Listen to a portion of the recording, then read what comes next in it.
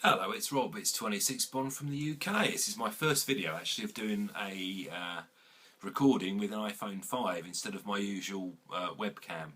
I wasn't particularly happy with the quality on the webcam in terms of the sound or the picture. So I don't know what the quality will be like on this one. It's purely a test. So if you let me know in the comments below what you think of it. It might be a bit grainy because it's quite dark in here, but it's being filmed in 720p. I can film in 1080. That'll probably take about 15 years to download and upload, and I can't be arsed with it, to be totally honest with you. So I'm just going to show you a couple of LPs I've got today. Hopefully this thing don't crash and have to start for the fourth time, which I've had to do. But let me just go and grab them because I've put them away because I got so pissed off with doing this video. I nearly jacked it in, but I will try it one last time. So the first thing I want to show you today is this one. This is some Kiss albums I've recently got, and Kiss singles. This is a German copy of Heaven's on Fire. You can tell it's German because it's got the sort of censored non-SS Kiss logo. This one's in mint condition, featuring Mark St. John, who died a few years ago, who played just on the Animalize album and did about three shows with them. Then they sort of brought in Bruce Kulick to take over.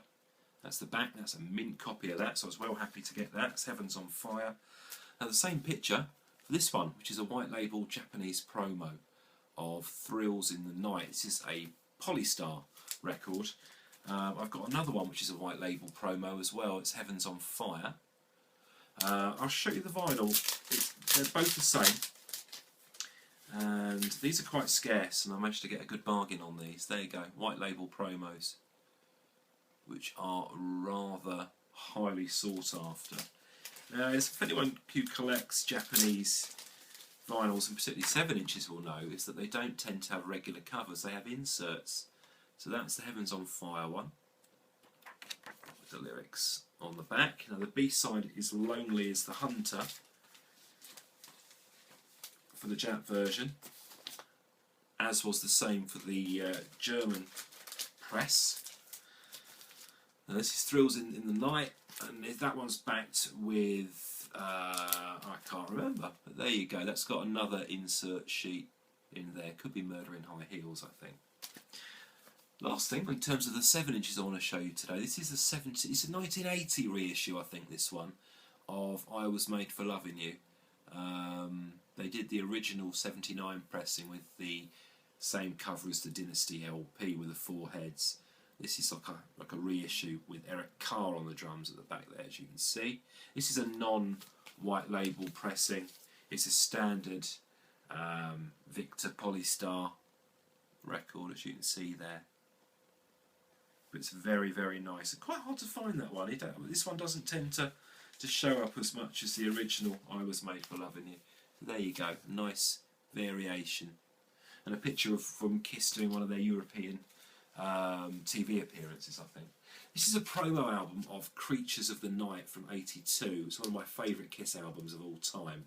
And this one is actually a promo copy. You can see the sticker down there. Those letters, or kanji as it's called in Japan, signify that this is a promo record.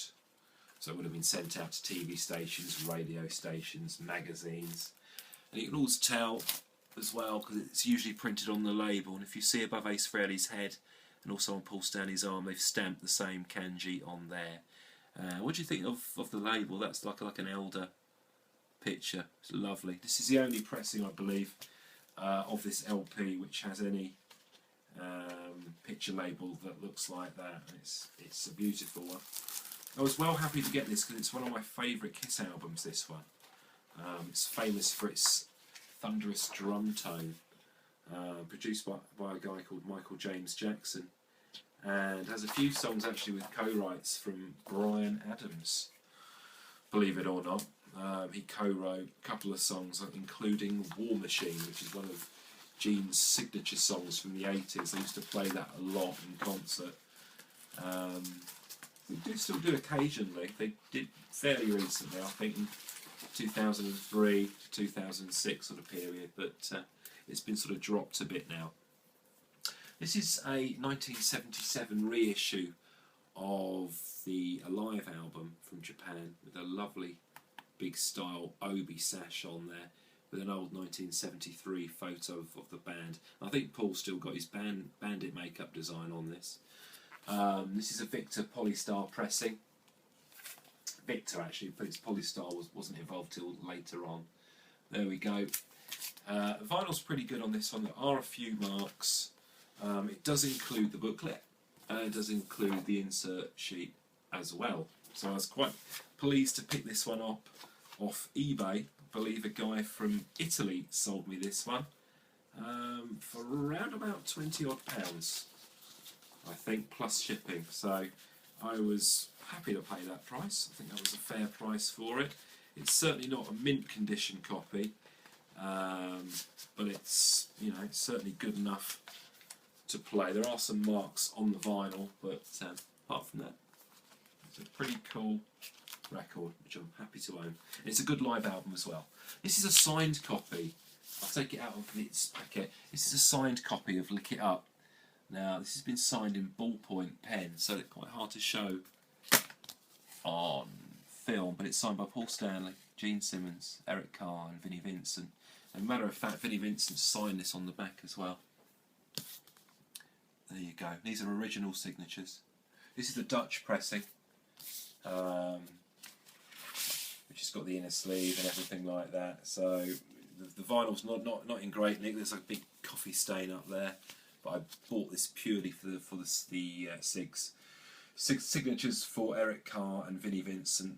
Very, very rare, very, very hard to find. So I think I managed to get this as a buy it now for £35. The seller wanted about 60 or 70, but I threw like a low ball offer in, and they said yes. So I think I got an amazing deal on that one. The signatures aren't as bold as they could be, purely because it was signed in a bit of a funny, stupid pen, really. It was signed in ballpoint, 2 ballpoint pens. So that's usually a good sign to say that this is a real copy as well, because you wouldn't tend to forge it in a pen that doesn't work. And I've been collecting Maiden signatures and Kiss signatures for many years, and these are the real deal. And I've sent this to many collectors, and they've come back to me and saying, yeah, those are spot on signatures for that era. So I was well happy to get that. Just a couple of things to show you next. This is a UK priceless reissue of Double Platinum. Now originally, Double Platinum was issued on this shiny mylar fronted edition. This is a UK pressing from 1978. This is the reissue, and you can see the differences. There you go. It's much shinier. And this one, the main differences are, it's got a different inner sleeve in a gatefold, which has basically got photos of the band from the '79 tour, whereas the original had etchings of the solo LPs, as you can see that. There you go. So that one's quite hard to find. Collectors from the US tend to go quite excited about this one. It's a lot easier to find in this country because it was pressed within this country, so there's more of these around. But yeah, I got this for about 12 quid. So I was very, very happy to pick that one up there. And last but not least, just a couple of 12 inches to show you. As I say, this video is more of a test than showing you too much. But this is I Was Made for Loving You with Charisma on the B-side. This is from 1979, from the Dynasty era. This is a UK pressing on Pi Records. And lastly, it's a Creatures of the Night 12-inch in near mint condition. Creatures of the Night with War Machine on the A-side as well, and Rock and Roll Night live version from the Alive album on side 2. And this one's got this amazing picture label. Look at that. And that's actually from the poster, the US promo poster for this particular record, which was titled The Loudest Band in the World. There you go. Fantastic picture, that one. So there you go. I've just shown you a few of my recent Kiss finds. Hope you've enjoyed the video. Hope the quality's been okay. I know it's a bit dark and it could be a bit grainy because of the lighting situation. There's no natural light in here at this minute in time. But let me know your comments about the records and also about the video stuff. So take care, guys. See you all soon for some more Maiden stuff, more death metal, and probably some more Kiss. Cheers.